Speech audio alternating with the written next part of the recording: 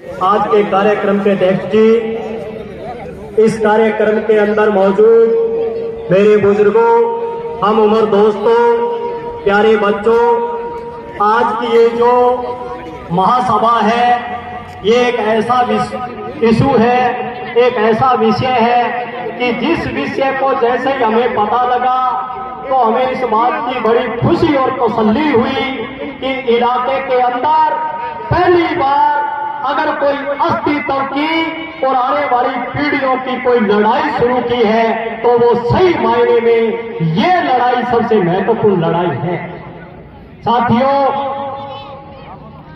जिस हिस्से के ऊपर आज ये महापंचायत बुलाई गई है, ये एक ऐसा विषय है और ऐसा गंभीर विषय है कि जिसमें किसी ने अभी रामू भाई कह रहे थे कि शिक्षा ही प्रगति और उत्थान का रास्ता है, कि बाबा साहब ने कहा था कि शिक्षा वो शेरनी का दूध है जिसको जो पीता है वो धारता है।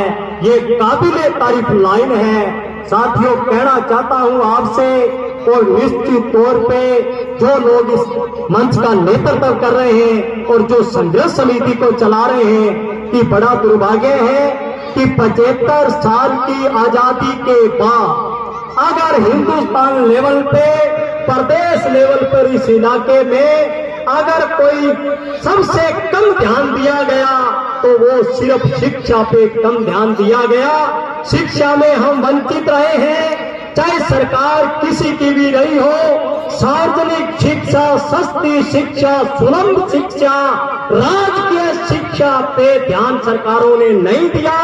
बीकानेर से लेकर गंगानगर तक अगर हम देखें तो इतने दायरे के अंदर एकमात्र राजकीय गवर्नमेंट कॉलेज सूरतगढ़ के अंदर 1978 में खुला। और जैसे बलराम चाचा कह रहे थे कि उस टाइम के जनप्रिय विधायक जो गुरशरण जी छाबड़ा पब्लिक लीडर, उन लोगों के प्रयास और इलाके के संघर्षशील लोगों के प्रयास से ये कॉलेज आया। और आज इस इलाके के अंदर 100 किलोमीटर के दायरे के अभावग्रस्त परिवारों के लोग जो सोच नहीं सकते कि इस बाजारी व्यवस्था के अंदर जब शिक्षा मंडी की, सब्जी मंडी के अंदर जैसे भाव लगते वैसे मिलती हो, जो लोग सोच नहीं सकते वो बहुत सारे लोग इस कॉलेज से पढ़ के बड़े बड़े ओहदों पे आसीन हुए हैं। साथियों, कहना चाहते हैं, मैं ज्यादा लंबा समय नहीं लूंगा। मेरी बहनें और छोटी बच्चियां बैठी हैं। ये दूर दरार का इलाका, टिब्बा बेल्ट का इलाका, जिनके पास आर्थिक संसाधन नहीं है, बच्चों को स्कूल तक तो पढ़ाते हैं, विशेष करके बच्चियों को, लेकिन दूर दराज बच्चों को नहीं भेजना चाहते। 60% बहनों को प्रतिभा होते हुए पढ़ाई छोड़नी पड़ती है कि इस हालात के अंदर हम महंगी शिक्षा दे नहीं सकते और गवर्नमेंट कॉलेज के अभाव में वो आगे की पढ़ाई उनकी छूट जाती है।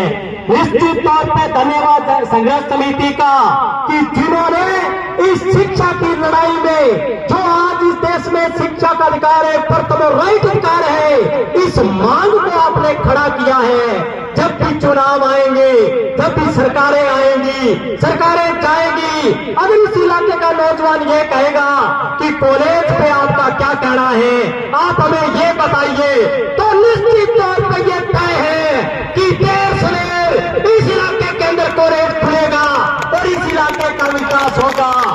किसी ने सही कहा है कि मैंने आंकड़ा पढ़ा था भानीराम जी गोदारा का कि इस इलाके के अंदर 4,500 विद्यार्थी समय पाठी के तौर पे अपनी पढ़ाई करते हैं। मैं कहना चाहता हूं कि समय पाठी के तौर पे आप पढ़ाई तो कर लेते हैं, डिग्री तो हासिल कर लेते हैं, और मेरे और रामू की तरह दौड़ते नहीं। इसका वजह एक ही है कि किसी ने कहा है कि नो कॉलेज नो नॉलेज।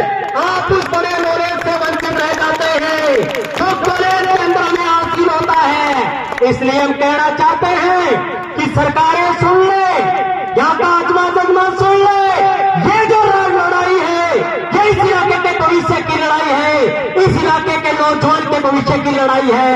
इस राइट के लिए अगर आपने तैयारी की, अगली संगठन को मजबूत बनाया, सारे झंडे छोड़ के हम इस लड़ाई में अगली पंक्ति में रहेंगे, ये भरोसा शिक्षा दिलाने के लिए आपके बीच में आए हैं। लड़ाई को और तेज करिए, ये लड़ाइयां 1-2 दिन में नहीं जीती जाती।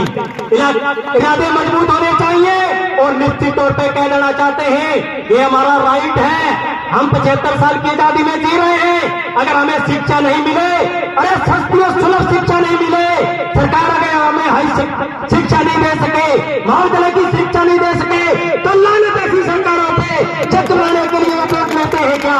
निश्चित तौर पर कहना चाहते हैं हमारी नुमाइंदगी ऊपर होनी चाहिए और हमारा वो है जो इस मांग को सही मानता है। ज्यादा कुछ नहीं कहते हुए मैं अपनी पंक्ति इन्हीं बातों से खत्म करूंगा कि कामड़ सोपर से कहते थे, दुनिया मंदी चोरानो, दुनिया मंदी चोरानो, लख लानत है कमजोरानो, इनकलाब जिंदाबाद।